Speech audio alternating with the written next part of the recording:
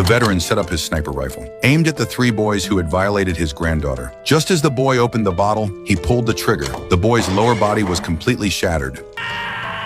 The veteran then locked the sniper rifle in his locker, picked up the shell casings on the floor, put on his jacket, and walked downstairs as if nothing had happened. Soon the ambulance arrived. The wounded boy was carried to the car. The police chief arrived on the scene and noticed a bullet hole in the couch. He looked across the building and seemed to guess what was going on. The next day, the men came to the apartment building again. The old man returned to his room, picked up his sniper rifle, and aimed it at another boy who had assaulted his granddaughter. The boy had just bought a new car and was sitting in it, listening to music. The veteran adjusted his aim to the gas tank.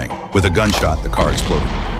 The man inside the car was burned on the lower half of his body, and the new car was completely destroyed. People gathered around and laughed at him for getting what he deserved. With 2 accidents in a row, the police chief suspects that it might be veteran Ivan's doing. He warns his son not to go out or near the window. The boy hurriedly moved a potted plant to block his view, drew all the curtains, and sat on the sofa, afraid to move. The police chief then came with his men to search the veteran. They searched every corner but found nothing suspicious. Just when he was at his wit's end, there was a knock on the door. It turned out to be the girl's aunt who had come to get her keys. The police chief followed her to her house and saw the apartment building across the street through the window. The veteran was sweating when the police opened the locker, but there was nothing inside. The veteran wondered where the hidden gun had gone. The police chief asked the veteran if he had ever laid hands on his son.